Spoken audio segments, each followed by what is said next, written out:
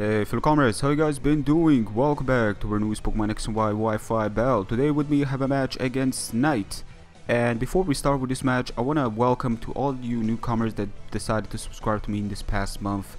I hope you guys will enjoy my future content, and if you did subscribe to me by any chance because of my LPs, then I will update you at the end of this video. I have a couple of things to talk about regarding my LP, but anyways, with that being said, let's get directly into it. Staraptor against my Intimidate defensive Arcanine. He's gonna need to switch out. Intimidate definitely cuts his attack, so there is really not much he can do about that. But Poison on the switch to his Vaporeon, that was excellent. Definitely a great sight to behold. But the Vaporeon can still manage to handle. I'm pretty sure he doesn't really have Hubel right now, so I'm gonna switch out to Kingdra just in case he does decide to go for the Scald. And I do have the berry to kind of get rid of it. So anyways, again, some luck could have still been the case, but there were still chances to get rid of the status if they would have decided to approach towards my Kingdra. Anyways, Gudra comes in. I guess he's kind of fearing the Kingdra. I guess maybe even expect me to be special, because Draco Meteor, from my past experience, if it's not specs, it doesn't two-shot Gudra, because the Assault Vest he may be running.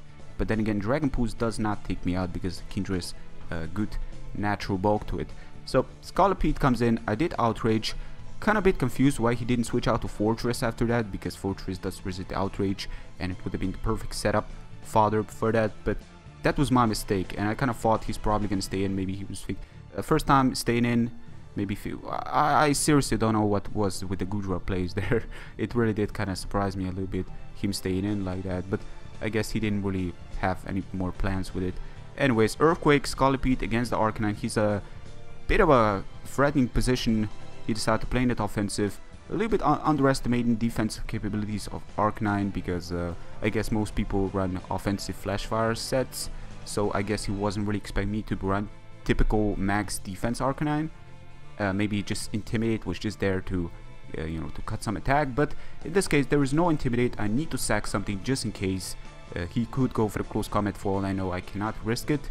So I was looking at my team and I decided to sack my Ambipom because it's a Nasty Plotter set and he's got a T-Tower. So in general, T-Tower could have easily handled me. And checking out his team in general, this is Scarf Staraptor outspeeding my Mega Manectric. Yeah, it wouldn't really not work. So it's probably in my best interest to just sack it and switch out to something much more appropriate. In this case, Mega Manectric getting some Intimidate in there. Resistance, Intimidate, still considerable amount, I must say. But me, just going for the Volt Switch was pretty much a no-brainer. He didn't have much immunities to speak of. Actually, he didn't have no immunities to speak of, so could have just click it. And if he stays in, it's gonna take him down. If he switches out, I can get a Team Switch initiative. But in this case, I switch out to Arcanine. He had the Team Switch initiative by switching out to his Vaporeon. Goes for the Scald on the switch. Does get a burn as well, but I don't really run any berries that can help me in that case. I still have the Citrus Berry. It's fine, because as long as I can Lead Seed him, that's gonna work towards my favor. So for now, I'm gonna go for Lead Seed. He does decide to go for Protect.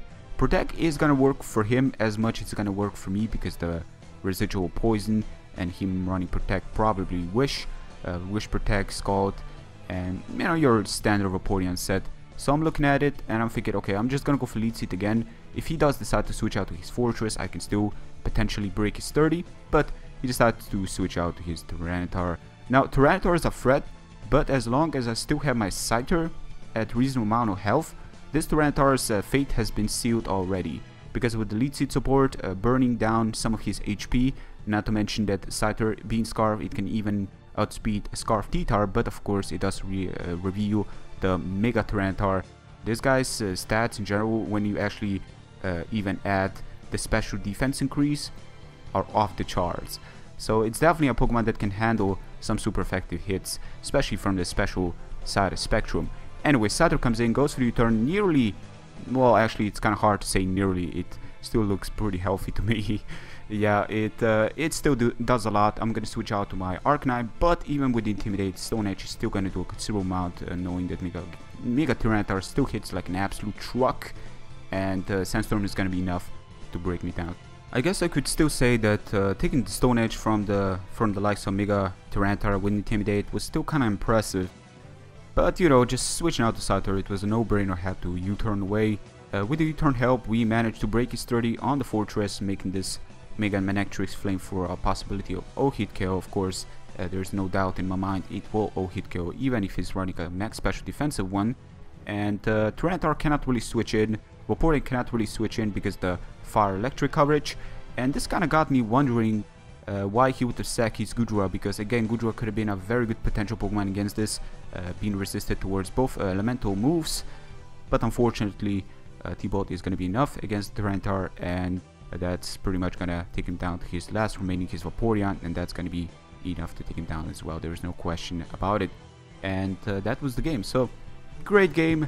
A couple of questionable moves on your behalf, but we all make mistakes. Not to mention I made some questionable moves. Outrage back then was definitely a mind-boggling move that I did, considering he could have switched out the Fortress, just set up Stealth Rocks, and then Cytro could have had some difficulty switching in. But you know, again, we look at this matches back and we learn from it, and that is how it goes. But regarding my LPs, talking about it, November has been a bit busy for me. Not being so consistent with my uploads, I've decided to kind of cut it down, to kind of close it for now. I'm gonna go back to it. Not to mention I've kind of started Nuzlocking the game at like part 7, which doesn't really make much sense. When you Nuzlocke something, you Nuzlocke from the very beginning. So I decided, you know what, we're gonna close this down. We're gonna reset the whole thing, and we're gonna start when I feel it's a comfortable moment to start, when I have everything balanced out.